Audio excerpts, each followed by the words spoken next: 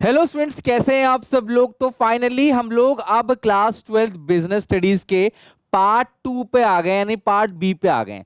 बच्चों, इस part B के अंदर 4 चैप्टर्स हैं और ये 4 चैप्टर मिलाकर वेटेज रखता है 30 मार्क्स का। तो आप समझ सकते हो हर एक चैप्टर 7 to 8 मार्क्स का कवर करेगा। इन 4 चैप्टर में पहला चैप्टर है फाइनेंशियल मैनेजमेंट, दूसरा है फाइनेंशियल मार्केट, तीसरा है मार्केटिंग मैनेजमेंट, चौथा है कंज्यूमर प्रोटेक्शन। और ये जो लास्ट के 2 चैप्टर्स है वो थोड़े से इजी है। इजी यानी कि वो चीजें समझने लायक है, डे टू डे लाइफ में आप उसे देखते हो। लेकिन स्टार्टिंग के जो 2 चैप्टर है, यही वो 2 चैप्टर है जो क्लास 12 बिजनेस स्टडीज में टफ लगते हैं, फाइनेंशियल मैनेजमेंट और फाइनेंशियल मार्केट। लेकिन मैं दावे के साथ कह सकता हूं आज की इस वन शॉट को, जो अप्रोक्सीमेटली 45 to 50 मिनट्स तक रहने वाला है, इसको इस तरीके से समझाऊंगा चैप्टर को कि यही चैप्टर आपको सबसे आसान लगेगा। मेजॉरिटी चीजें मैं क्लास के अंदर ही आपको याद करा दूंगा। भरोसा रख के वीडियो को पूरा एंड तक देखना पड़ेगा, एक एक कॉन्सेप्ट अच्छे से मैं आपको समझा दूंगा। आपके प्री बोर्ड और आपके बोर्ड एग्जामिनेशन में ये आपको बहुत हेल्प करेगा, इवन आपके सीयूईटी 2026 में भी। तो स्टार्ट करते हैं आज का हमारा पार्ट बी का पहला चैप्टर, फाइनेंशियल मैनेजमेंट। सबसे पहले मुझे आपको समझाना है ये 2 वर्ड। फाइनेंशियल मैनेजमेंट के अंदर सिर्फ 2 वर्ड है, पहला है फाइनेंशियल और दूसरा है मैनेजमेंट। सिंपल सी बात है, पूरे बिजनेस में जो सबसे ज्यादा इंपॉर्टेंट चीजें हैं जिसकी वजह से लोग बिजनेस नहीं कर पाते, वो क्या है? पैसा, फाइनेंस। और बिजनेस के अंदर जो बड़ी बड़ी कंपनीज होती हैं वो अपने पैसे से बिजनेस नहीं करती, वो आम जनता के, इन्वेस्टर्स के पैसे से बिजनेस करती है। उस पैसे को मैनेज करना, कितना पैसा मार्केट से उठाना है, किस सोर्स से उठाना है, कहां कहां कितना कितना खर्च करना है, फिक्स एसेट्स कितने की खरीदनी है, करंट एसेट कितने का खरीदना है, डे टू डे लाइफ में कितने पैसे खर्चे करने हैं, ताकि सारा काम स्मूथली चल सके, हमारा बिजनेस जो है फ्यूचर में ग्लो कर सके। इस चीज के लिए हमें पैसों को तो मैनेज करना पड़ेगा। अपने से ज्यादा हिफाजत से हमें दूसरों के पैसे को रखना पड़ता है, क्योंकि दूसरों का पैसा है वो हम पे डिपेंड है। तो फाइनेंशियल मैनेजमेंट का सिंपल सा मतलब है management relating to finance is called financial management. ध्यान समझना, management relating to finance is called financial management. पैसों को मैनेज करना या फाइनेंस की रिगार्डिंग मैनेजमेंट ही फाइनेंशियल मैनेजमेंट। आया समझ?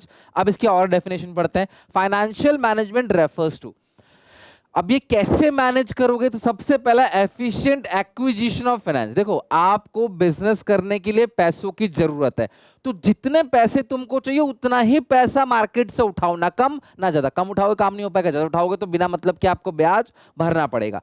एफिशिएंट यूटिलाइजेशन ऑफ फाइनेंस, तो सबसे पहला एफिशिएंट एक्विजिशन ऑफ फाइनेंस, दूसरा है एफिशिएंट यूटिलाइजेशन ऑफ फाइनेंस, तीसरा है एफिशिएंट डिस्ट्रीब्यूशन। आप पैसों का जो बंटवारा करोगे, अलग अलग लोगों को जो पेमेंट करोगे, वो एफिशिएंट होना चाहिए। और disposal of surplus for smooth working of a company, ताकि कंपनी स्मूथली चल सके, उसके लिए पैसों का जो डिस्पोजल करोगे वो भी आपको स्मूथली करना है। सो फाइनेंशियल मैनेजमेंट का जो मेन ऑब्जेक्टिव है वो है शेयर होल्डर्स के वेल्थ को मैक्सिमाइज करना। कंपनी में ओनर कौन होते हैं? Share holders. और शेयर होल्डर्स के वेल्थ को मैक्सिमाइज करना, ये इनका मेन ऑब्जेक्टिव है, ताकि कंपनी को ज्यादा फायदा हो, शेयर होल्डर्स को जो है वो ज्यादा फायदा हो। एनसीईआरटी क्या कहता है? Finance is needed to establish a business, to run it, to modernise it, to expand it और टू डाइवर्सिफाई इट। सबसे ज्यादा जरूरी, finance is like a blood. जैसे हमारी बॉडी में ब्लड अगर निकल जाए तो हमारी बॉडी काम की नहीं रहेगी, finance is also a blood of a business. किसी भी बिजनेस से अगर फाइनेंस निकल जाएगा तो भैया वो भी काम नहीं कर पाएगा, राइट? तो फाइनेंस की जरूरत पड़ती है बिजनेस को स्टैब्लिश करने में भी, बिजनेस को रन करने में भी, उसको मॉडर्नाइज करने में, उसको एक्सपैंड करने में और बिजनेस को डाइवर्सिफाई करने में। इन सब में आपको पैसों की जरूरत पड़ती है। तो बताओ वीडियो को लाइक करके फटाफट कि ये चीज अच्छे से समझ आई कि नहीं आई, कि फाइनेंशियल मैनेजमेंट है क्या। नाउ, अब फाइनेंशियल मैनेजमेंट का जो मेन ऑब्जेक्टिव था वो क्या था? इक्विटी शेयर होल्डर्स के वेल्थ को इंक्रीज करना।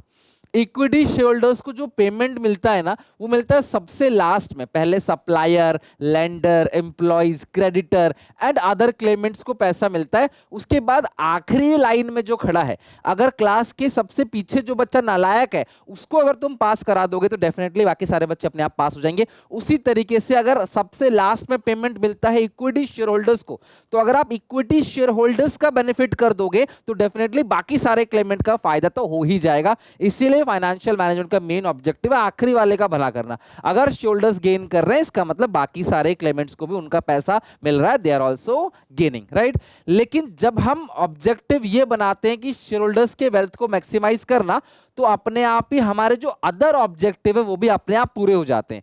यानी कि शेयर होल्डर्स के वेल्थ को मैक्सिमाइज करने की जब हम बात करते हैं ना, तो अपने आप ही, जैसे मैं पढ़ लिख के बहुत अच्छा इंसान बनूंगा तो मेरी बाकी चीजें भी अच्छी हो जाएंगी।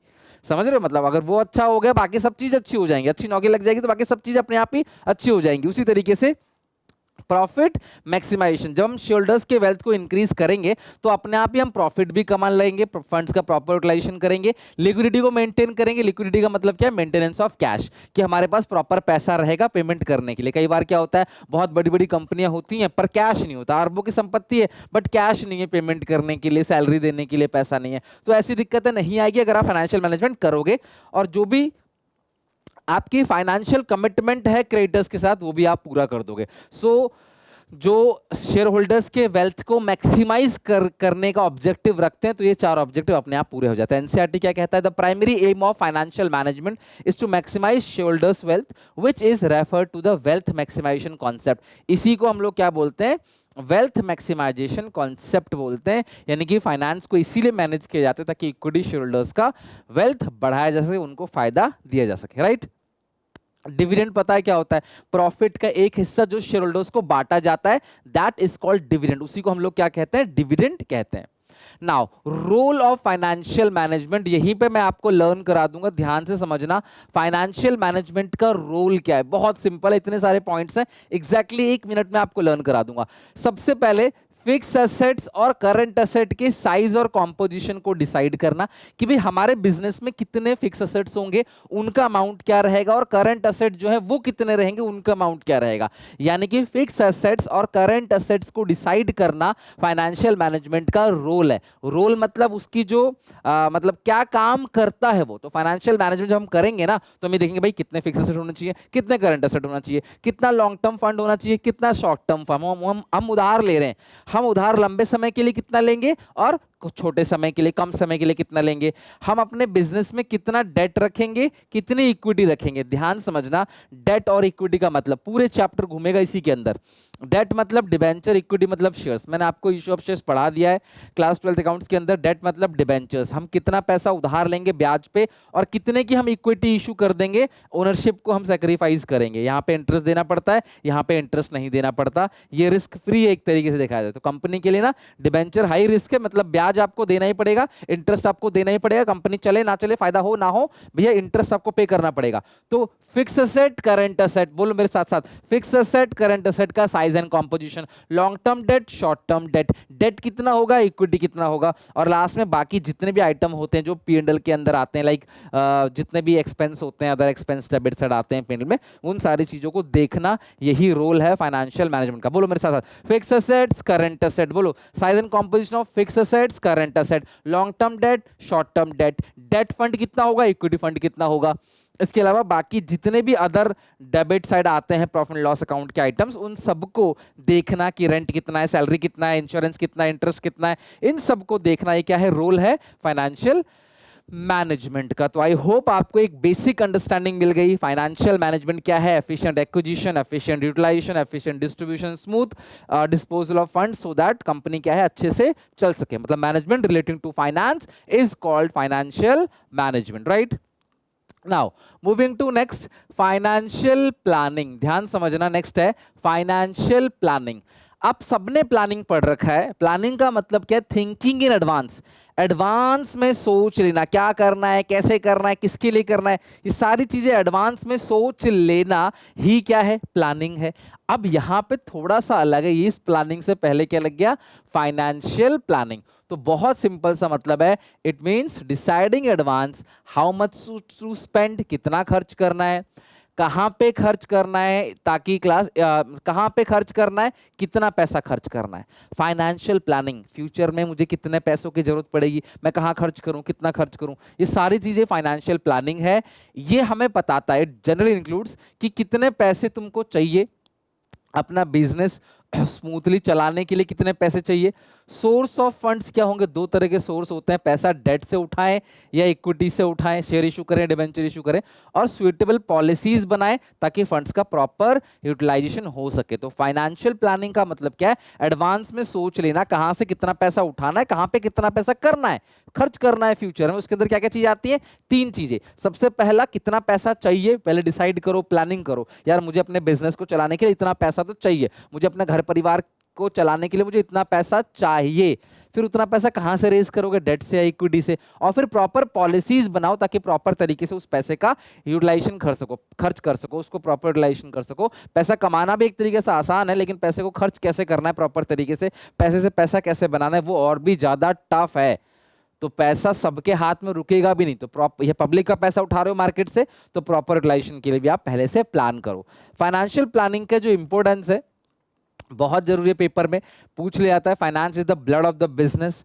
तो फाइनेंस प्लानिंग अगर आप करोगे, यहां से कीवर्ड ध्यान रखना, बहुत इंपॉर्टेंट कीवर्ड है, ensure availability of fund when ever required. अगर आपने फाइनेंशियल प्लानिंग करी है तो पक्की बात है, जब तुमको पैसों की जरूरत पड़ेगी तब तुम्हारे पास पैसे होंगे। ये कीवर्ड सबसे ज्यादा बार पूछा जाता है। To make sure the right amount of capital is available at right time. सही समय पे जब तुम्हें पैसों की जरूरत पड़ती है तो तुम्हारे पास पैसे होने चाहिए। तुम कितने भी अमीर सही, अगर तुम्हारे पास समय पे पैसे नहीं हो फिर कोई फायदा नहीं। पैसा समय पे होना, जब मुझे जरूरत है तब मेरे पास अगर पैसा नहीं है तो फिर पैसे का कोई रोल नहीं है। तो ये वाली लाइन जो है ना, वो कीवर्ड है और बहुत ज्यादा पूछा जाता है। और ये टॉपिक बहुत फेवरेटिक लगाना एग्जामिनेशन के पॉइंट ऑफ व्यू से बहुत इंपॉर्टेंट है, फाइनेंशियल प्लानिंग को पहचानना और उसके इंपॉर्टेंस यानी बेनिफिट को लिखना। तो इंपॉर्टेंस क्या है, बेनिफिट क्या है, कलेक्शन ऑफ ऑप्टिमम फंड। अगर आप फाइनेंशियल प्लानिंग करोगे तो ऑप्टिमम फंड्स को कलेक्ट कर पाओगे मार्केट से। Fixing the most appropriate capital. Sir capital structure क्या होता है, कैपिटल स्ट्रक्चर का मतलब क्या है, आपकी कैपिटल में डेट कितना है, इक्विटी कितना है। सो अगर फाइनेंशियल प्लानिंग की इंपोर्टेंस की बात करें, सबसे पहला है ये ऑप्टिमम फंड कलेक्ट करने में आपकी हेल्प करेगा। ये एक एप्रोप्रिएट कैपिटल स्ट्रक्चर को डिसाइड करेगा। ये हेल्प करेगा पैसे को सही प्रोजेक्ट में इन्वेस्ट करने के लिए। प्रॉपर यूटिलाइजेशन ऑफ फाइनेंस, पैसों को सही जगह इन्वेस्ट भी करेगा और प्रॉपर पैसों का यूटिलाइजेशन भी करेगा। और ये कोई भी शॉक और सरप्राइजेस से क्या करेगा, बचाएगा। अगर आप फ्यूचर के लिए आज से प्लानिंग करते हो तो कोई भी शॉक और सरप्राइज जो है उससे आप बच पाओगे। और ये प्रेजेंट को फ्यूचर से लिंक भी करता है, यानी कि फ्यूचर में पैसों की कितनी जरूरत पड़ेगी उस हिसाब से आज कितना पैसा मार्केट से उठाएं, ये उसको भी लिंक करता है। एनसीईआरटी की ये लाइन बहुत इंपॉर्टेंट है, एक एक नंबर में कई बार, ना जाने कई बार पूछोगे बताइए कौन सा कॉन्सेप्ट है। तो वो कॉन्सेप्ट क्या है, फाइनेंशियल प्लानिंग। कैसे पता चलेगा, इस लाइन से, फाइनेंशियल प्लानिंग इज एसेंशियल, सो लिख देगा dash, is essential the preparation of a financial blueprint. ध्यान रखना, फाइनेंशियल ब्लूप्रिंट, ये वर्ड अगर आ जाए ना, फाइनेंशियल ब्लूप्रिंट, समझ जाना वो फाइनेंशियल प्लानिंग की बात कर रहा है। It is a financial blueprint of an organization's future operation. The objective of financial planning is to ensure that enough funds are available at right time. सही टाइम पर पैसे हमारे पास अवेलेबल हो, उसी को फाइनेंशियल प्लानिंग बोलते हैं। देखो बेटा, इंपोर्टेंस में कई बार आपको बता चुका हूं, इंपोर्टेंस का मतलब क्या होता है, बेनिफिट्स। तो इंपॉर्टेंस किसी भी चीज का, अगर आप पैसों के लिए प्लानिंग करोगे कि तुम्हें कितने पैसे फ्यूचर में जरूरत है, उस पैसे को किस सोर्स से उठाओगे, प्रॉपर पॉलिसीज बनाओगे फंड्स की यूटिलाइजेशन का, तो फायदा क्या होगा, तो आप ये इंश्योर करोगे सही टाइम पे आपको पैसा मिल जाएगा, पैसे को सही जगह इन्वेस्ट करोगे, कैपिटल स्ट्रक्चर अच्छा बनेगा, प्रॉपर फंड जितना चाहिए, ज्यादा भी नहीं कम भी नहीं, मार्केट से उठा पाओगे। फ्यूचर में प्लानिंग करने से शॉक्स और सरप्राइज से हम बच पाते हैं कि फ्यूचर में पहले से प्लान कर रखा है तो फ्यूचर में आने वाले झटके से हम बच पाएंगे। और ये प्रेजेंट को फ्यूचर से भी क्या करता है, लिंक करता है। So these are the importance. आप अपनी लैंग्वेज में बना बना के भी लिख सकते हो, ऐसा नहीं है कि आपको बुकिश लैंग्वेज ही लिखनी है। तो वही लिखा हुआ है, financial planning is essential for success of any business. Finance is like a blood of a business, without it a business can't survive. तो फाइनेंस क्या है, ब्लड है। अगर आप फाइनेंशियल प्लानिंग कर करते हो तो ऑप्टिमम फंड कलेक्ट करोगे, आप कैपिटल स्ट्रक्चर भी अप्रोप्रिएट रहेगा, आपका लॉन्ग टर्म डेट कितना होगा, शॉर्ट टर्म डेट कितना होगा, या पहले से डिसाइड कर पाओगे, पैसे को सही जगह इन्वेस्ट करोगे, फंड्स का प्रॉपर यूटिलाइजेशन भी आप कर पाओगे, और प्रेजेंट को फ्यूचर से जोड़ेगा ये, और फ्यूचर में होने वाले शॉक्स और सरप्राइज, जितने भी शॉक झटके लगने वाले उससे बच जाओगे पहले से, अगर आपने प्लानिंग कर रखी है तो। नाउ अब इन तीनों में से एक टॉपिक से क्वेश्चन आना तय है, ध्यान से अच्छे से समझना। ये जो तीनों टॉपिक है इनको बोलते हैं फाइनेंशियल डिसीजन। ध्यान रखना, ये फाइनेंशियल लिखा है, फाइनेंसिंग नहीं लिखा है। फाइनेंशियल डिसीजन तीन टाइप के होते हैं। कोई भी फाइनेंस मैनेजर होगा उसको ये तीन डिसीजन लेने पड़ते हैं। पहला डिसीजन है इन्वेस्टमेंट डिसीजन, इसी को हम लोग कैपिटल बजटिंग डिसीजन भी बोलते हैं। दूसरा है फाइनेंसिंग डिसीजन, तीसरा है डिविडेंड डिसीजन। तीन तरह के डिसीजन है, investment decision, financing decision, dividend decision. और इनको अफेक्ट करने वाले जो फैक्टर्स हैं, ये वो फैक्टर्स हैं जिनको मैं डीपली पढ़ाऊंगा, ध्यान से अच्छे समझना। सर इन्वेस्टिंग डिसीजन होता क्या है, या इन्वेस्टमेंट डिसीजन होता क्या है, या कैपिटल बस्टिंग डिसीजन होता क्या है? कोई भी बिजनेसमैन अगर है या कोई भी फाइनेंस मैनेजर है, उसे सबसे पहला डिसीजन लेना है कि मैं अपनी कंपनी में कितने फिक्स एसेट्स को रखूंगा और कितने करंट एसेट्स को रखूंगा। I am sorry. उसी चीज का जो डिसीजन है उसी को हम लोग बोलते हैं इन्वेस्टमेंट डिसीजन या फिर capital budgeting decision. This decision lead to careful selection of assets in which funds to be invested by the firm. भैया आप कहां पे कितना पैसा इन्वेस्ट करोगे, this is called investment decision. और ध्यान रखना, the investment decision therefore relates how the firm funds are invested in different asset. अलग अलग एसेट्स कितने की खरीदोगे, इन्वेस्टमेंट कितने का करोगे। Investment decision can be long term और शॉर्ट टर्म। लंबे समय के लिए जो इन्वेस्टमेंट डिसीजन होता है उसी को कैपिटल बस्टिंग डिसीजन भी कहते हैं। Although investment short term long term के लिए होता है, आमतौर पे लॉन्ग टर्म के लिए होता है, उस लॉन्ग टर्म डिसीजन को ही कैपिटल बस्टिंग डिसीजन भी कहते हैं। अब ये चार ऐसे फैक्टर्स हैं जो अफेक्ट करेंगे किसी भी कंपनी के इन्वेस्टमेंट डिसीजन को, कि इन्वेस्टमेंट ज्यादा करना चाहिए या कम करना चाहिए। सबसे पहला फैक्टर है cash flow of the project. अगर आप किसी भी प्रोजेक्ट में इन्वेस्टमेंट करते हो, ये तुम्हारे रियल लाइफ में भी काम आएगा। अगर तुम किसी भी प्रोजेक्ट में इन्वेस्टमेंट करते हो तो मेक श्योर उस इन्वेस्टमेंट पे डे टू डे बेसिस पे भी कुछ खर्चे होंगे।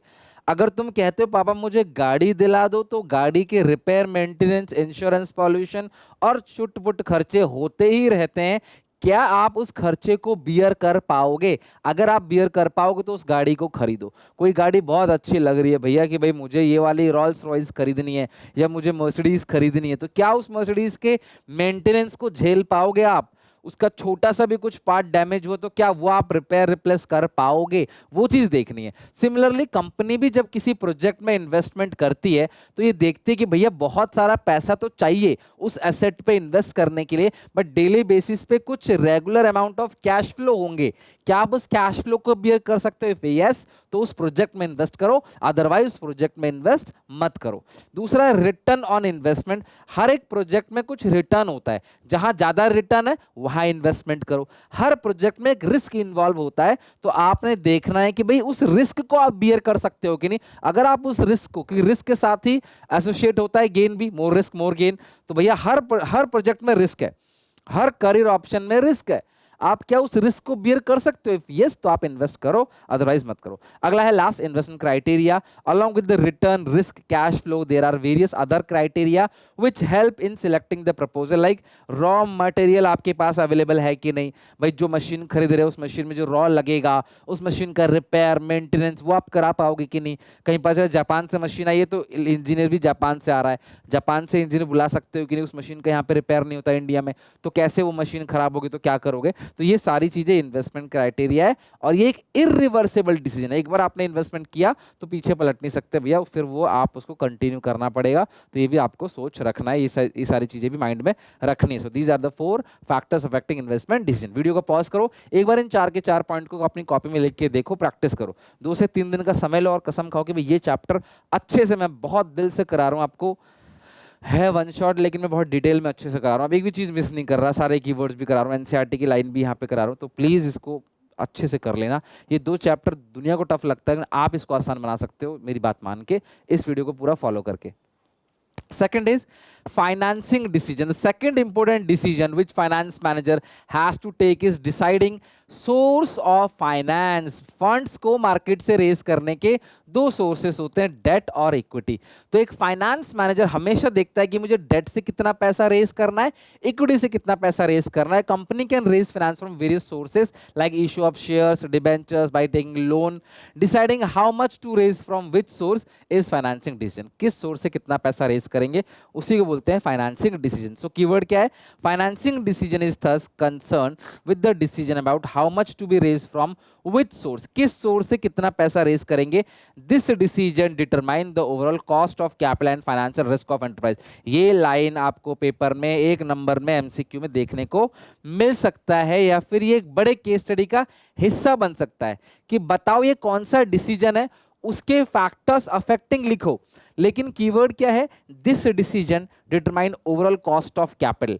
पैसे मार्केट से उठाने का भी एक खर्चा होता है, that is called cost of capital. Capital को रेज करने में, फंड को रेज करने में खर्चा, that is called cost of capital and the financial risk of enterprise. तो फंड्स को रेज करने में जो कॉस्ट आ रही है और जो रिस्क लग रहा है, इसको ये बताता है क्या? Financing decision. आपको पता है 2 तरह के फंड होते हैं, बहुत सिंपल है, ओनर फंड और बोरोड फंड। ओनर फंड का मतलब क्या है? शेयर कैपिटल और reserve and surplus, these are owner fund, मतलब इक्विटी, कैपिटल और रिजर्व। बोरोड फंड उधार लेते हैं, लाइक डेट हो गया, लोन हो गया, बॉन्ड हो गया। Bond is also type of debenture, ठीक, गवर्नमेंट बॉन्ड्स। तो these are called borrowed fund. The main concern of finance managers to decide how much to raise from owners fund and how much to raise from borrowed fund. Owner fund और borrowed fund से कितना पैसा raise करेंगे, यही जो है वो इसका फाइनेंस मैनेजर का मेन कंसर्न होता है, ठीक है। Now factors affecting the financing decision. Financing decisions को अफेक्ट करने वाले फैक्टर्स कौन कौन से हैं? तो ध्यान से समझ, सबसे पहला है कॉस्ट। ये सारे पॉइंट्स बहुत इंपॉर्टेंट है।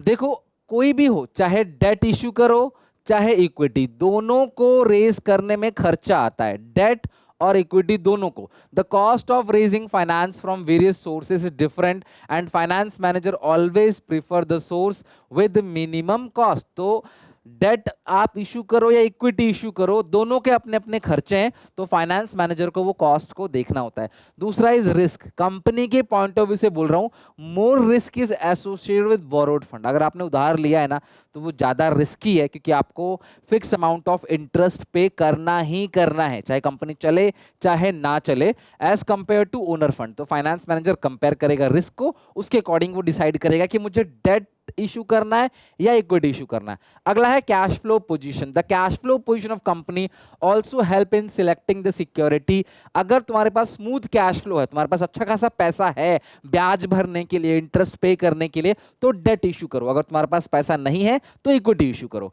फ्लोटेशन कॉस्ट को बोलते हैं शेयर इशू एक्सपेंस। शेयर को इशू करते हैं तो ब्रोकर्स का भी कमीशन जाता है, अंडरराइटर्स की फीस जाती है, प्रोस्पेक्टस की छपाई का खर्चा है।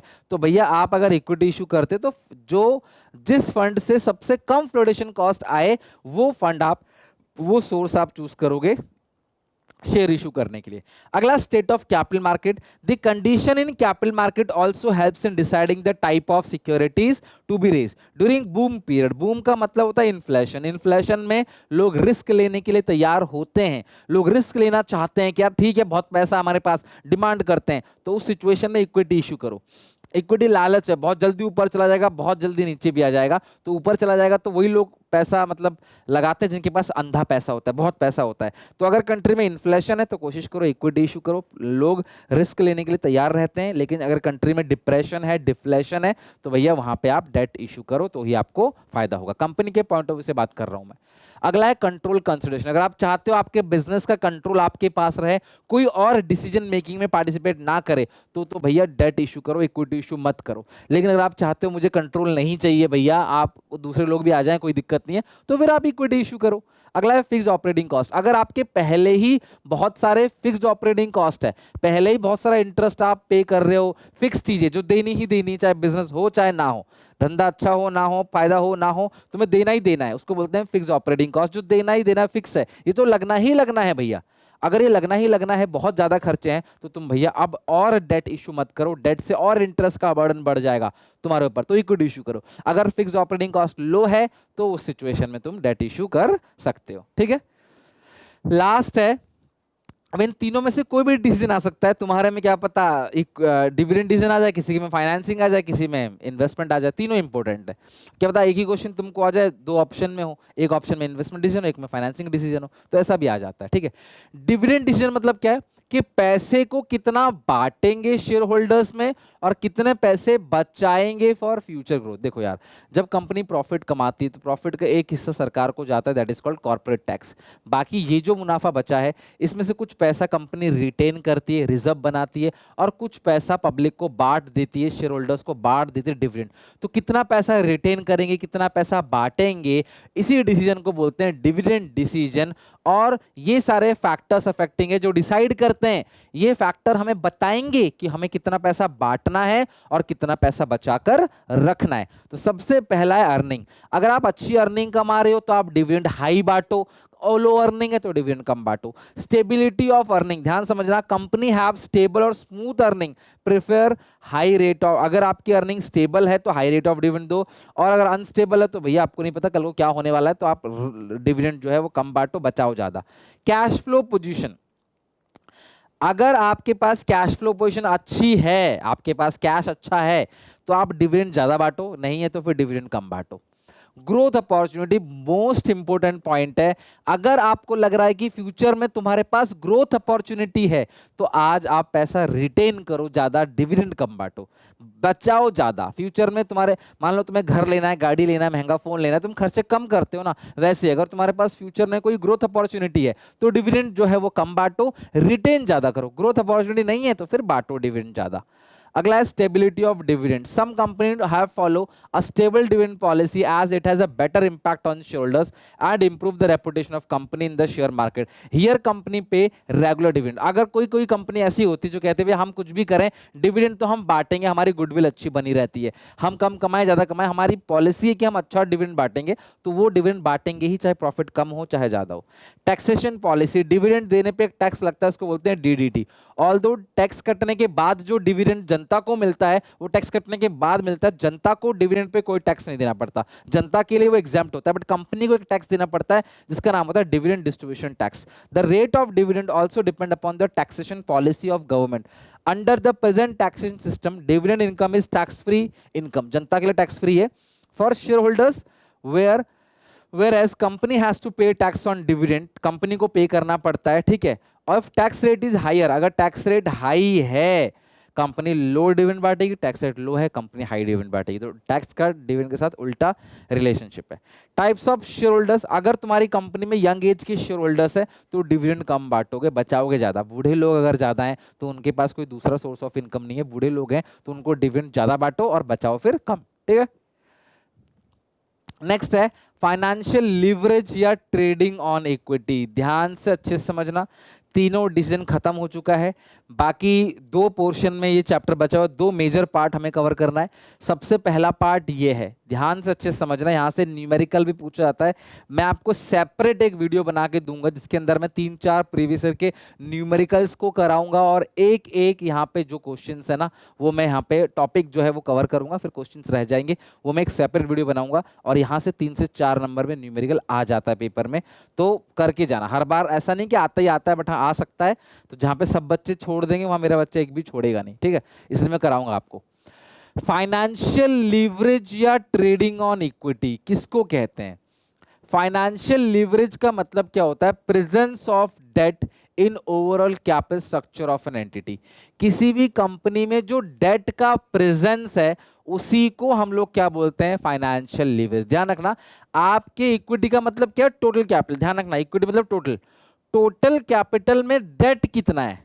मैं ये नहीं कह रहा इक्विटी कितना, क्योंकि वो फिर वो फाइनेंशियल डिसीजन के अंदर आ जाएगा, फाइनेंसिंग डिसीजन के अंदर।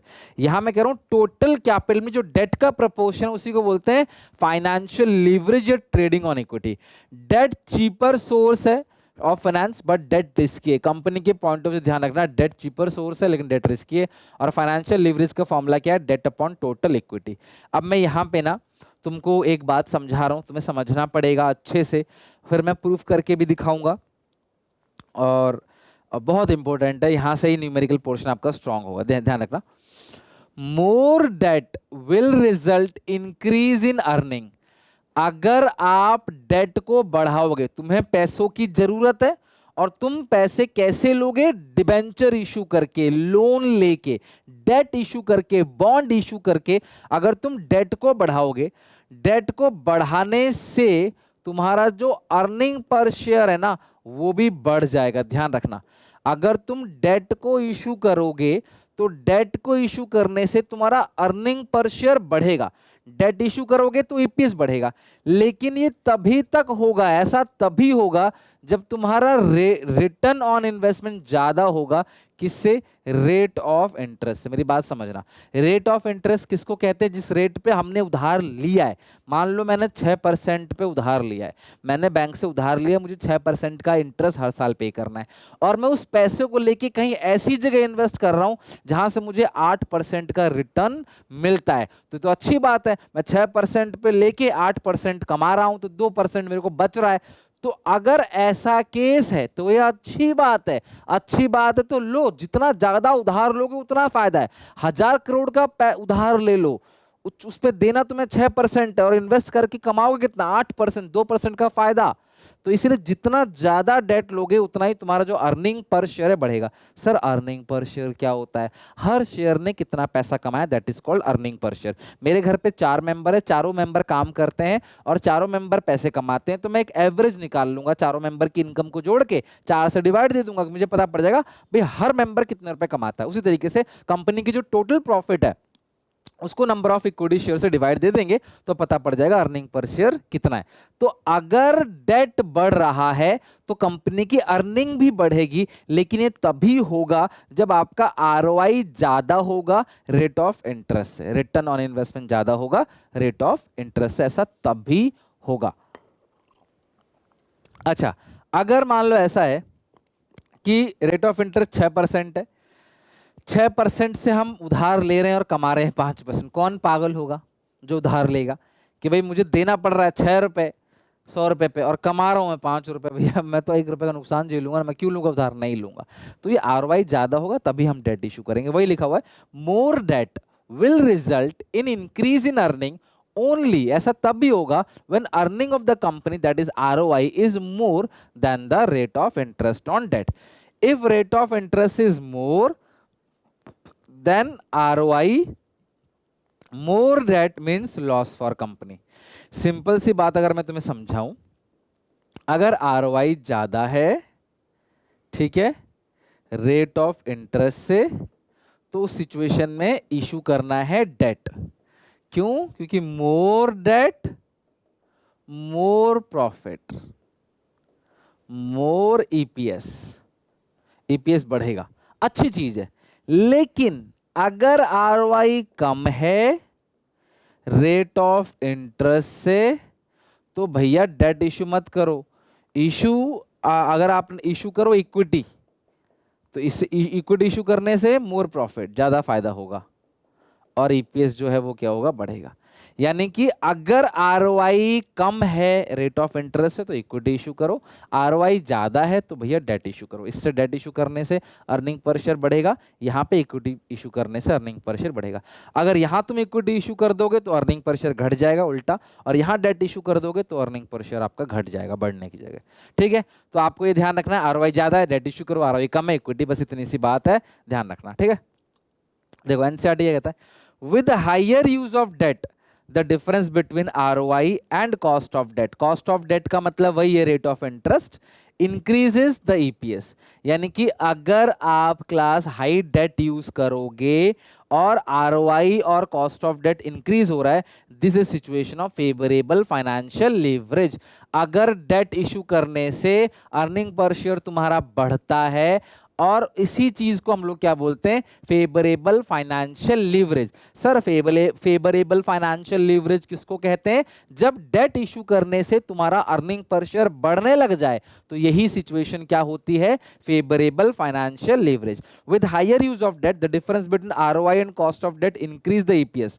यानी कि आरओआई और कॉस्ट ऑफ डेट का जो डिफरेंस है वो ईपीएस को बढ़ाता है। मतलब 8%, 5%, आप 6% आप कमा रहे हो, 6% आप दे रहे हो, 8% कमा रहे हो, तो एक डिफरेंस कितने का, 2%। ये डिफरेंस अगर रहेगा फेवरेबल, तो समझ लो भैया तुम्हारा अर्निंग पर शेयर बढ़ेगा। इसी को कहते हैं फेवरेबल फाइनेंशियल लीवरेज।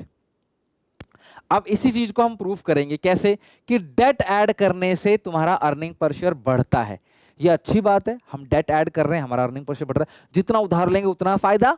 ये प्रूफ करके देखते हैं जरा। यहाँ पे सबसे पहले देखो, आपकी टोटल कैपिटल 50 लाख की, और सारा का सारा पैसा शेयर्स में है, 5 लाख शेयर से 10 का एक, डेट इसमें है ही नहीं, टैक्स रेट 30% है, earning before interest tax 7 lakh है। ध्यान रखना, अर्निंग बिफोर इंटरेस्ट टैक्स कितने का है, 7 लाख है। इसमें से माइनस करेंगे सबसे पहले इंटरेस्ट जो कि 0 है, तो ये आएगा अर्निंग बिफोर टैक्स, वो भी 7 लाख का आएगा। माइनस करेंगे इसमें से टैक्स जो कितना है, 30% है। अब 7 लाख का जो 30% है वो कितना आएगा, जरा मुझे बताओ। 7 लाख का 30% जो है वो आएगा 2,10,000। अब माइनस कर दोगे 7 लाख में से 2,10,000, तो आएगा 4,90,000। ये आएगा अर्निंग आफ्टर टैक्स। ठीक है, तो earning before interest tax minus interest, earning before tax minus tax, ये आएगा अर्निंग आफ्टर टैक्स। तो टैक्स के बाद जो कमाया है वो कितना है, 4,90,000। अगर आप इसको डिवाइड दोगे नंबर ऑफ शेयर से, जितने शेयर्स हैं, तो इसी को हम लोग क्या बोल देते हैं, earning per share. Earning per share मतलब क्या, जो भी प्रॉफिट के बाद सब कुछ पे करने के बाद जो भी अमाउंट बचा हुआ है उसको आप नंबर ऑफ शेयर से डिवाइड दे दोगे, तो 98 पैसे का अर्निंग पर शेयर है। यानी कि हर शेयर ने 98 पैसे कमाए हैं, तो 5 लाख शेयर्स ने जो 98 पैसे के हिसाब से 4,90,000 रुपीज का प्रॉफिट कमाया है। तो प्रॉफिट है 4,90,000, हर शेयर की कमाई है 98 पैसे। तो जिसके पास एक शेयर है उसको 98 पैसा मिलेगा, जिसके पास 100 शेयर है उसको यहाँ पे 98 रुपए कंपनी की तरफ से मिल जाएंगे। हर शेयर की कमाई जो है वो 98 पैसे है। This is called situation 1। अब सिचुएशन 2 में टोटल कैपिटल कितने की है, 50 लाख की है, लेकिन अब इक्विटी 40 लाख का है, डेट 10 लाख का है, और इस डेट पे 10% का इंटरेस्ट है। 40 लाख कैसे हो गया, 4 लाख शेयर है, 10 का एक है, और अर्निंग बिफोर इंटरेस्ट टैक्स कितने का है, 7 लाख का है। ध्यान समझना, earning before interest and tax है 7 लाख का, माइनस करेंगे इसमें से इंटरेस्ट, और इंटरेस्ट कितना है, 10%। 10 लाख का 10% कितना होता है, 1 लाख रुपए। 7 में से 1 गया, कितना आ गया, 6 लाख। ईबीआईटी माइनस इंटरेस्ट आएगा अर्निंग बिफोर टैक्स। मैं लेस करूंगा इसमें से टैक्स, 6 लाख का 30% कितना घटाओगे, 1,80,000, तो ये आएगा 4,20,000। ये आएगा अर्निंग आफ्टर टैक्स। अब टैक्स के बाद कमाया 4,20,000, इसको डिवाइड दो नंबर ऑफ शेयर से, 4 लाख, तो अर्निंग पर शेयर की अर्निंग आ जाएगा, ये डिवाइड दोगे किससे, शेयर से। तो 4,20,000 रुपए का मुनाफा कमाया, लेकिन शेयर सिर्फ 4 लाख है, तो 1 रुपए 5 पैसे। तो आपने एक चीज नोटिस किया है कि पहले तुम्हारा ईपीएस था 98 पैसे, अब तुम्हारा ईपीएस हो गया 1 रुपए 5 पैसे। यानी कि जैसे ही तुमने अपने कैपिटल स्ट्रक्चर के अंदर डेट ऐड किया, तुम्हारा अर्निंग पर शेयर पहले से बढ़ गया। और एक एग्जांपल लेते हैं, कैपिटल 50 लाख का है, 30 लाख का इक्विटी शेयर है, 3 लाख शेयर 10 का एक, डेट है 20 लाख का, टैक्स रेट 30% है, इंटरेस्ट ऑन डेट है 10%, अर्निंग बिफोर इंटरेस्ट टैक्स कितने का है आपका, 7 लाख का है। ध्यान समझना, यहां पे भी करते हैं, earning before interest and tax आ गया 7 लाख, इसमें से माइनस करेंगे इंटरेस्ट, कितना इंटरेस्ट, 10%। भाई 20 लाख का डेट है, 20 लाख का 10% कितना आ गया, 2 लाख। तो 7 में से 2 गया तो कितना आ गया, 5 लाख। ये आ गया अर्निंग बिफोर टैक्स। माइनस करेंगे टैक्स जो कि 30% है, 5 लाख का 30% आ गया 1.5 लाख, तो ये 3,50,000 का आ गया अर्निंग आफ्टर टैक्स। टैक्स के बाद प्रॉफिट है 3,50,000, डिवाइड देंगे नंबर ऑफ शेयर से, नंबर ऑफ शेयर से 3 लाख। अब 3,50,000 को 3 लाख से डिवाइड दे दो, 3,50,000 को 3 लाख से 1 रुपये 16 पैसे। तो आप कहीं ना कहीं नोटिस करोगे कि जो तुम्हारा अर्निंग पर शेयर है वो पहले था 98 पैसा, फिर वह 1 रुपये 5 पैसा, फिर 1 रुपये 16 पैसे, यानी कि तुम्हारा अर्निंग पर शेयर कंटिन्यू बढ़ता चला जा रहा है। डेट ऐड करने से पहले डेट 0 था, फिर डेट हो गया 10 लाख, ये रहा, फिर डेट हो गया 20 लाख। तो तुम्हारा अर्निंग पर शेयर जो है वो बढ़ता चला गया डेट को इशू करने से, यानी कि डेट इशू करना फायदेमंद है। लेकिन सवाल अब यहाँ पे एक है, ऐसा हो क्यों रहा है? क्योंकि ऑब्वियसली यहाँ पे तुम्हारा जो आरओआई है वो ज्यादा होगा रेट ऑफ इंटरेस्ट से। रेट ऑफ इंटरेस्ट कितना है इस क्वेश्चन में? सर रेट ऑफ इंटरेस्ट तो गिवन है 10%। अब आरओआई कैसे निकालते हैं? आरओआई का फॉर्मूला होता है profit before interest and tax upon capital employed into 100। तो प्रॉफिट कितने का है? 7 लाख का, कैपिटल कितने की है? 50 लाख का इनटू 100, तो यह 14%। आरओआई 14% है, रेट ऑफ इंटरेस्ट 10% है। उठा रहे हैं माल 10% पे, दे रहे हैं 14% पे, 4% का मुनाफा। जितना ज्यादा उठाओ उतना फायदा है, ये तो काम है ऐसा, उठाओ 10 पे दो 14 पे। तो यहाँ पे डेट ऐड करना कैपिटल स्ट्रक्चर में हमारा अर्निंग पर शेयर को बढ़ाएगा। हेंस प्रूव्ड, यहाँ पे न्यूमेरिकली प्रूफ हो गया है कि डेट ऐड करने से, hence it is prove that more debt will bring more income from owner in capital structure। लेकिन दिस स्टेटमेंट होल्ड ट्रू, ये स्टेटमेंट तभी ट्रू होगा अगर आरओआई ज्यादा है रेट ऑफ इंटरेस्ट से। तो अगर आरओआई ज्यादा है रेट ऑफ इंटरेस्ट से तभी ये स्टेटमेंट ट्रू होगा। और आरओआई का फॉर्मूला क्या होता है? Earning before interest and tax upon capital employed into 100। If the above 3 situations we take net profit before interest and tax is 3 lakh. अगर हम इन तीनों सिचुएशन में, मैं आपको काम दे रहा हूं, आप इन तीनों सिचुएशन में दोबारा यही कैलकुलेशन करना, लेकिन ईबीआईटी 7 लाख की जगह 3 लाख लेना और कुछ नहीं। बाकी सारी कैलकुलेशन सेम, 7 की जगह 3 कर देना, बाकी 3 में से 0 घटाओगे 3 बचेगा, 3 लाख का 30% 90,000 जाएगा, 2,10,000। फिर 2,10,000 को डिवाइड देना 5 लाख शेयर से। फिर यहाँ पे भी सेम, प्रॉफिट को 3 लाख कर देना। अगर तुम इन तीनों में ना प्रॉफिट को 3 लाख कर दोगे तो तुम देखोगे कि तुम्हारा जो अर्निंग पर शेयर है वो घटता हुआ नजर आएगा। अभी अर्निंग पर शेयर बढ़ता हुआ नजर आ रहा है, अगर प्रॉफिट को 3 लाख ले लोगे अर्निंग पर शेयर घटता हुआ नजर आएगा। क्यों? क्योंकि उस सिचुएशन में जो तुम्हारा आरओआई है वो कम हो जाएगा। किससे? रेट ऑफ इंटरेस्ट से। रेट ऑफ इंटरेस्ट कितना है? 10% है।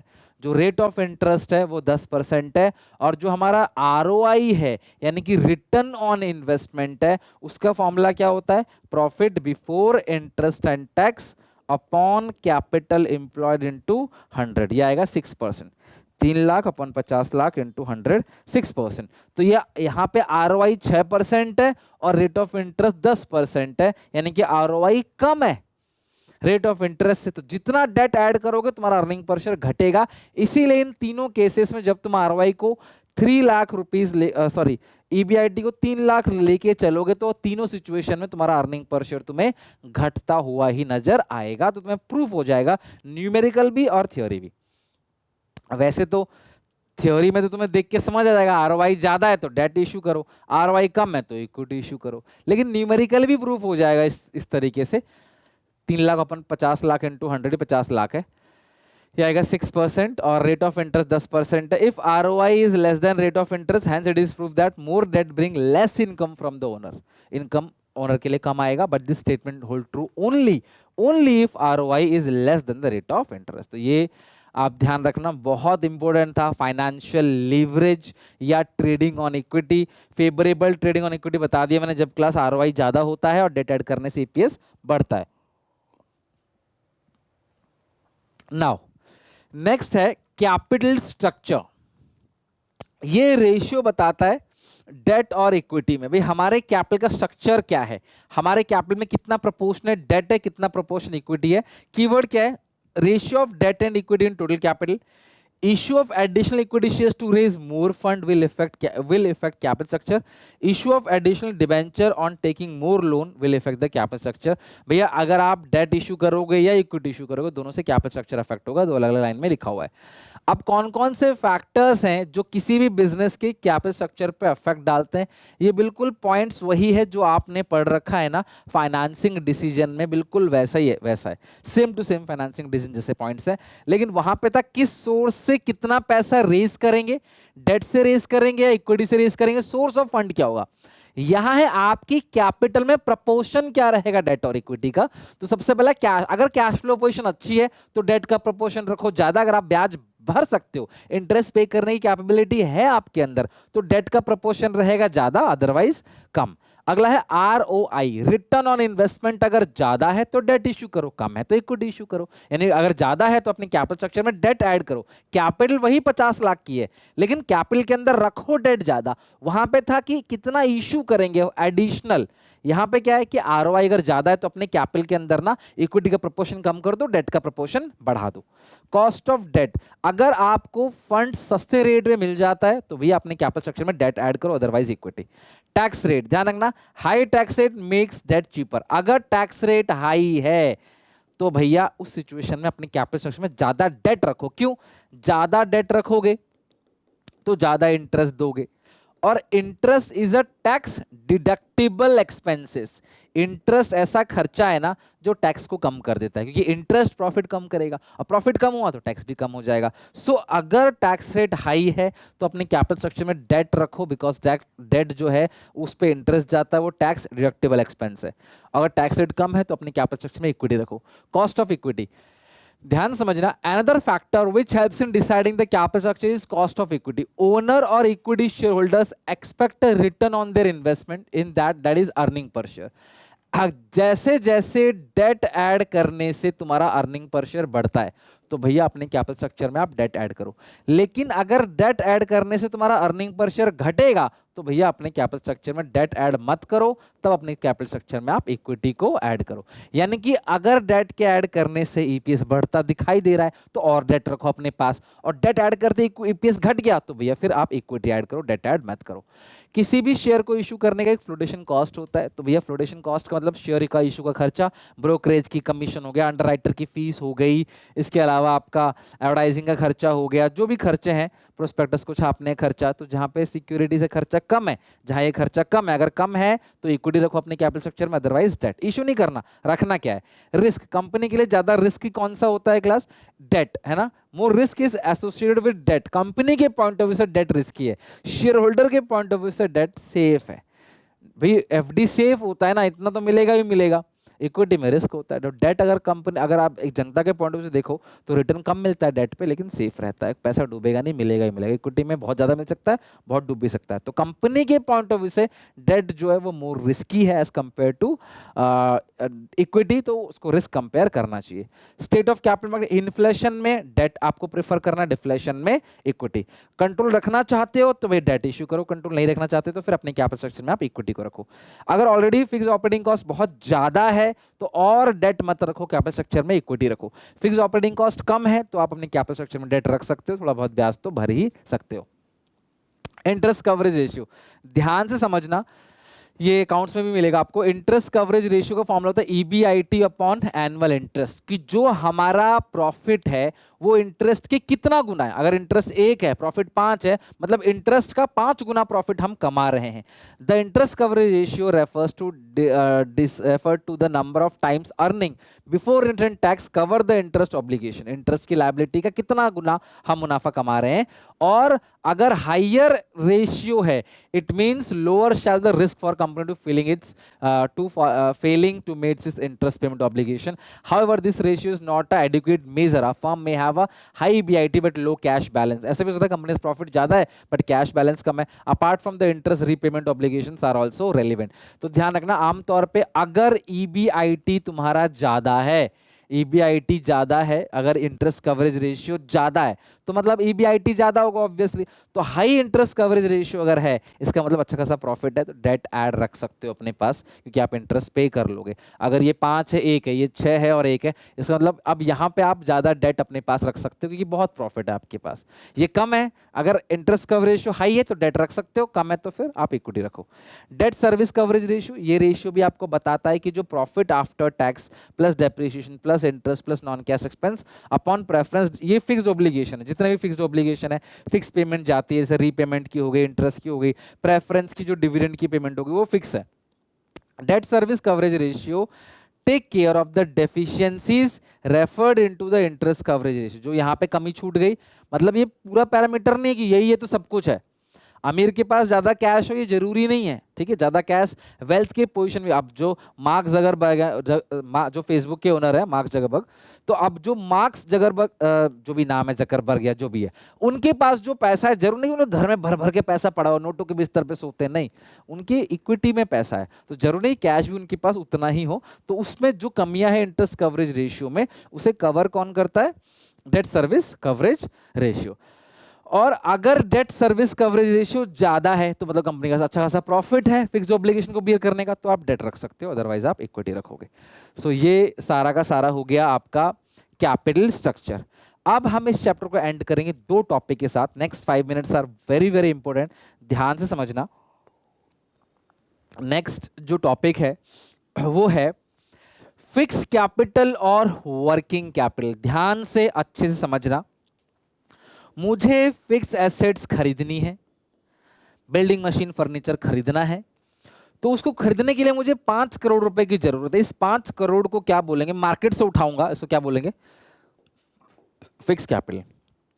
फिक्स एसेट को खरीदने के लिए, फाइनेंस करने के लिए जिस पैसे की जरूरत पड़ती है उसी पैसे को बोलते हैं fixed capital. Investment in fix asset is for longer duration is called fix capital. Fix capital finance होगा लॉन्ग टर्म सोर्स। अभी 5 करोड़ का जो अमाउंट है मैं शॉर्ट टर्म सोर्स से नहीं लूंगा, 6 महीने के लिए, 9 महीने के लिए उधार नहीं लूंगा, मैं लंबे समय के लिए उधार लूंगा, क्योंकि इसे लौटाने में मुझे टाइम लगेगा। Such as equity share holder preference, share holder debenture, long term loan etcetera. The requirement of fix capital depend upon the various factors, जो कि हम नेक्स्ट स्लाइड में हम देखेंगे कि कौन कौन से फैक्टर्स हैं जो डिसाइड करेगा हमें ये पैसा की रिक्वायरमेंट ज्यादा है या कम है। तो फिक्स कैपिटल समझ आ गई, फिक्स एसेट्स खरीदने के लिए जो पैसा चाहिए वो फिक्स कैपिटल है। तो ये रहे सारे के सारे फैक्टर्स जो डिसाइड करेंगे कि मुझे फिक्स कैपिटल की रिक्वायरमेंट ज्यादा होगी या फिक्स कैपिटल रिक्वायरमेंट कम होगी, मतलब मैं लोन ज्यादा लूंगा या लोन कम लूंगा, मुझे ये सारे फैक्टर्स बताएंगे।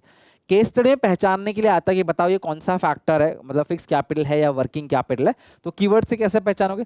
फिक्स एसेट्स को बाय करने के लिए जो पैसा चाहिए वो फिक्स कैपिटल है। Investment in fix asset, like manufacturing company जो होती है ना, उनको ज्यादा फिक्स कैपिटल चाहिए होता है as compare to service provider. से मुझे अगर बात करूं, मैं कोई सामान तो बना के बेच नहीं रहा, तो मैं अगर अपने स्टूडियो की बात करूं तो अगर 5-6 लाख नहीं 7-8 लाख के अंदर मैक्सिमम मेरा स्टूडियो बन जाएगा। भाई कैमरा है, बोर्ड है, एसी है, लाइट्स लगी हुई हैं, माइक है और छोटी मोटी 2-4 गैजेट्स हैं, छोटे मोटे 2-4 फिटिंग्स, ठीक है। तो भैया उसमें 7-8 लाख रुपए बहुत है। लेकिन अगर मैं कोई सामान बना रहा होता ना तो मुझे बहुत सारी मशीन्स लगती, फिर वो ज़्यादा खर्चा आता। तो मैन्युफैक्चरिंग कंपनी के लिए क्या होता है, फिक्स कैपिटल की रिक्वायरमेंट ज़्यादा होती है, उन्हें ज़्यादा मशीन चाहिए as compare to service providing company, ठीक है। अभी कौन कौन से फैक्टर्स हैं जो डिटरमाइन करेंगे कि फिक्स कैपिटल की रिक्वायरमेंट ज्यादा होगी या कम होगी? तो सबसे पहले नेचर ऑफ बिजनेस। तो सिंपल सी बात है, जो कंपनी मैन्युफैक्चरिंग के अंदर इन्वॉल्व है उनको ज्यादा फिक्स कैपिटल की जरूरत पड़ेगी एज कंपेयर टू जो ट्रेडिंग कंपनी है, ठीक है। जो ट्रेडिंग कंपनी है उनको इतना मशीन वगैरह नहीं चाहिए होता, वो सामान लेके सामान बेचते हैं, तो इनको फिक्स कैपिटल की रिक्वायरमेंट कम होती है। स्केल ऑफ ऑपरेशन बड़ा है, बड़े स्केल ऑफ ऑपरेशन को ज्यादा फिक्स कैपिटल चाहिए, छोटे स्केल पे जो काम कर रहा है उनको कम फिक्स कैपिटल चाहिए। अगर मैं छोटा सा स्टूडियो 7-8 लाख में हो गया, जो स्टूडियो बड़ा स्टूडियो होगा उनको 15-20 लाख रुपए या 25-30 लाख रुपए लगता होगा। टेक्निक ऑफ प्रोडक्शन, अगर आप प्रोडक्शन में लेबर इंटेंसिव टेक्निक को यूज करते हो, लेबर से काम कराते हो, तो फिक्स कैपिटल कम चाहिए होगा। और अगर आप मशीन से काम कराते हो, मशीन से रोबोटिक सिस्टम है आपके पास, तो फिक्स कैपिटल की रिक्वायरमेंट ज्यादा होगी।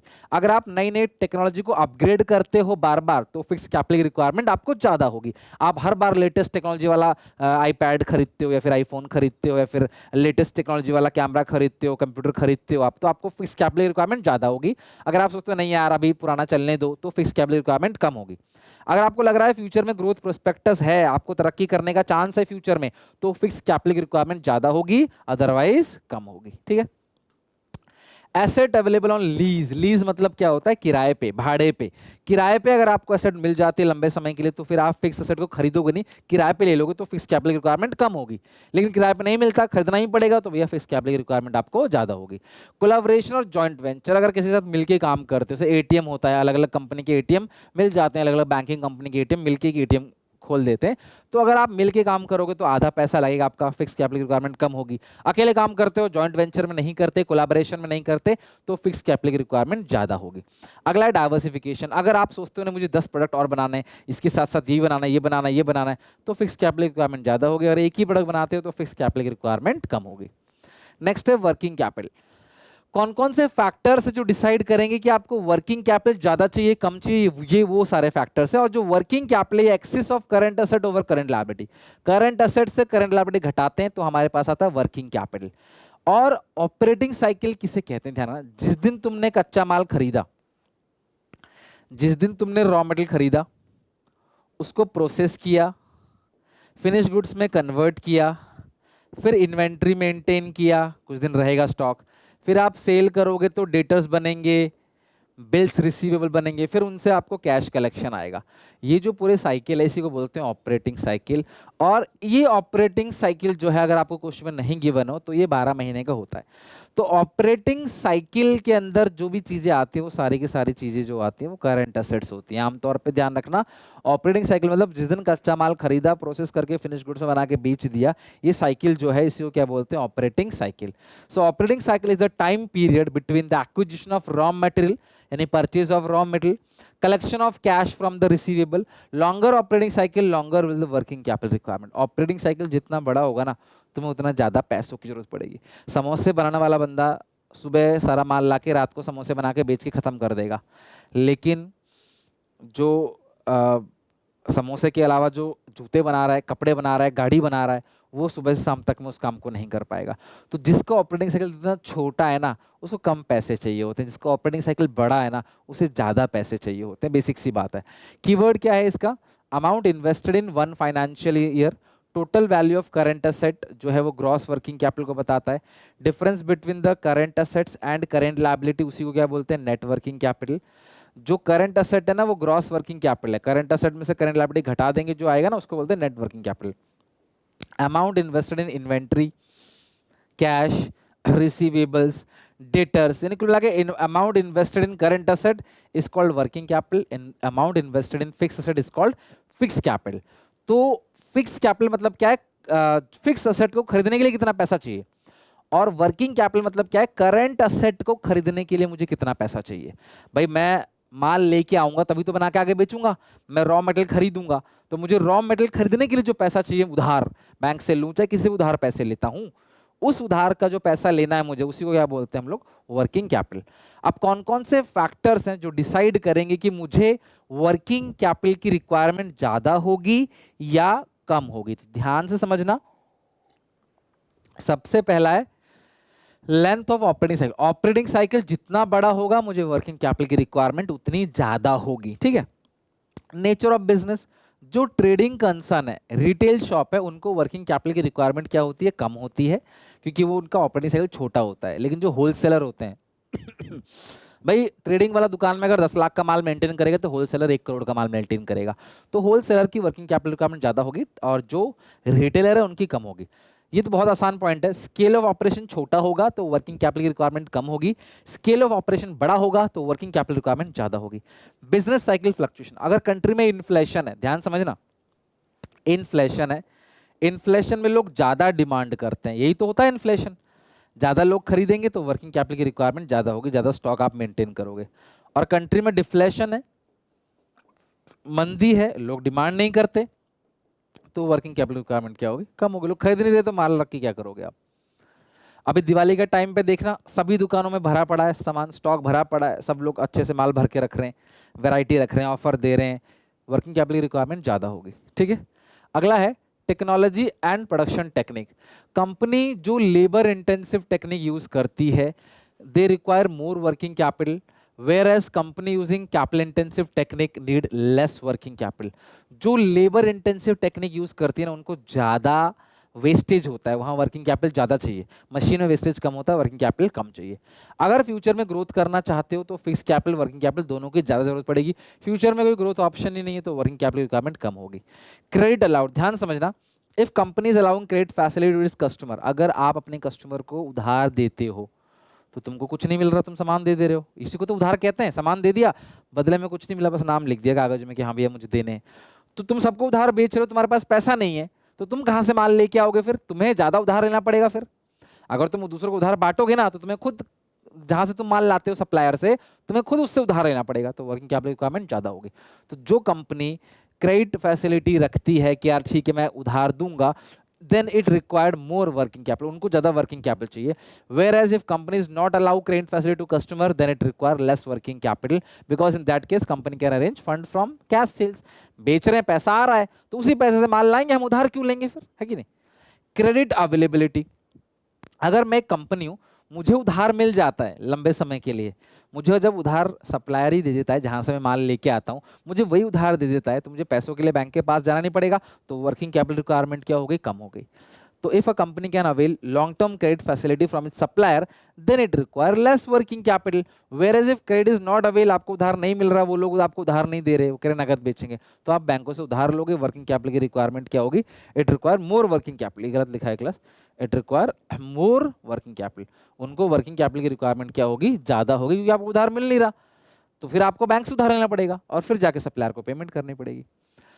अवेलेबिलिटी ऑफ रॉ मटेरियल, कुछ कुछ ऐसे सामान होते हैं जिनका रॉ मटेरियल अवेलेबल होता ही नहीं है, अनअवेलेबल है, तो भैया आपको क्या करना पड़ेगा, इकट्ठा बहुत सारा रॉ खरीद के रखना पड़ेगा ताकि खत्म ना हो जाए.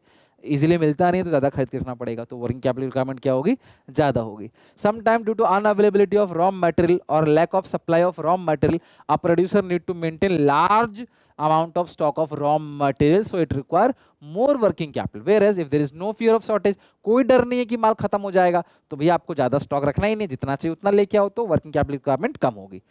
Extent of competition, in a highly competitive market, firm has to maintain large amount of stock because they are following liberal credit policy. ध्यान रखना, कंपटीशन अगर ज़्यादा है, बहुत कंपटीशन है, तो भैया आपको वर्किंग कैपिटल रिक्वायरमेंट ज़्यादा होगी, ज़्यादा स्टॉक आपको मेंटेन करके रखना पड़ेगा दुकान में ताकि लोग आपसे ही माल खरीदे.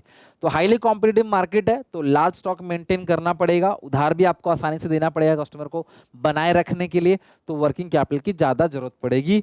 Where as in less competitive, अगर मोनोपोली मार्केट है, आप अकेले सेलर हो, कोई और नहीं, अकेले बेच रहे हो, या कोई कंपटीशन नहीं है, आप अकेले मालिक हो, तो भैया आप वर्किंग कैपिटल रिक्वायरमेंट कम रखोगे तो भी चलेगा, क्योंकि कस्टमर आपसे लेगा, आपके अलावा उसके बाद दूसरे से लेने का कोई ऑप्शन भी नहीं है. सो इसको बोलते हैं एक्सटेंट ऑफ कंपटीशन. इसके साथ ही चैप्टर हो गया खत्म. मैंने एक एक चीज बहुत डिटेल में, वीडियो थोड़ी लंबी बन गई लेकिन मैंने बहुत डिटेल में अच्छे से एक एक चीज कराई. आई होप कि आपको चैप्टर अच्छे से समझ आया होगा और काफ़ी कुछ सीखने को मिला होगा. ठीक है, मिलते हैं नेक्स्ट वीडियो में नए चैप्टर को रिव्यू के साथ. इसे पढ़ के समझ के आना.